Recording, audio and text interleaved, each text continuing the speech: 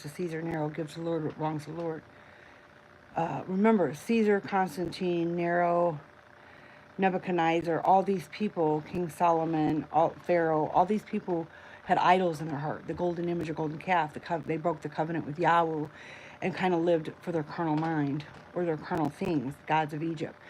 So what tithing represented was it wasn't build up, rob other people of their storehouses and give it to yourself so you can live finely.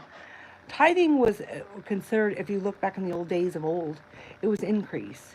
It was an increase that people had, and they would store up for 3 years and contribute it throughout their community so that it was viable or sustainable, where there wasn't animosity or fighting, where there wasn't pride or ego or vanities of life. Pride, where you could watch the love of many wax cold, watch someone suffer, or maybe even be the reason they are because you're not, love your neighbor as yourself.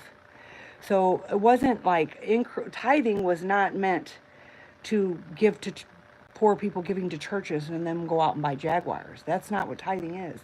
Tithing was plant crops, have stables, have your raise your herds, whatever you needed to sustain life, and then spread out throughout. And this is what tithing meant. Tithes it wasn't a monetary system either. Remember, if the Lord hates money exchangers, bribers, and tax collectors, he doesn't want your monetary things. He wants your love. He wants your heart and what you can do to help other people. Love covers a multitude of sins. These materialistic things that people live for today is not anything the Lord wants in his temple. Love not the world, or the love of the Father is not in you. Now we're in it, not of it.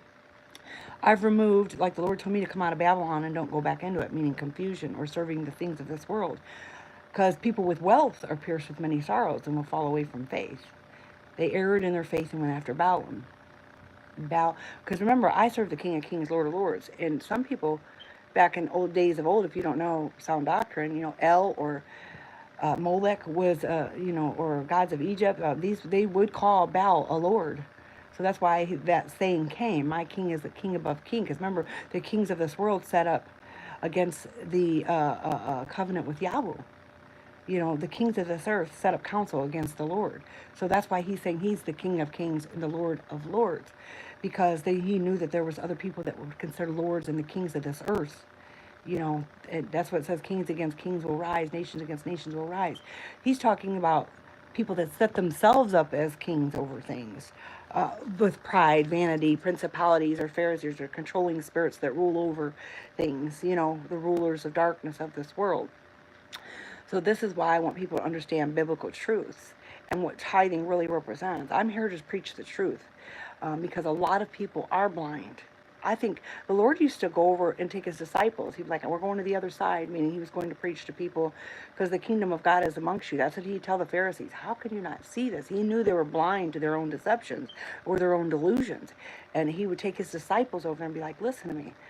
The kingdom of God is within you, but these people get like the rich man Lazarus. You can live a certain way and put your whole family lineage under the same curses because they're watching your demeanor, your attributes, your lifestyle. They're watching they become what's poured into them. That's what the Lord meant by don't pass your seed to the fire. Do not serve the gods of your ancestors or your forefathers. Have I not commanded you not to do this? Because it goes against the covenant with the Lord, but people fall away to these things because people in this world are under these covenants or these curses. And I just wanted that to be known today because I have to see through the eyes of Christ and we realize, remember, people are blind to the truth. And the God of this world, Satan, you're born in the sin of flesh, has blinded people from the gospel. So the veils that get put on your eyes is through living through this world, adhering to its ways, profanity, perverse conversations, foolish jesting, not taking other people's feelings into consideration. It's breaking a covenant with Yahweh. You have a golden calf inside you. You're serving that image, that brazen altar.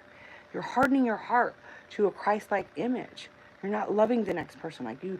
If you want to be loved, you got to be a loving person. If you're going to promote the evil in the world, what are you going to do when evil happens to your seed? That's passing your seed to the fire. Not saying nothing is passing your seed to the fire.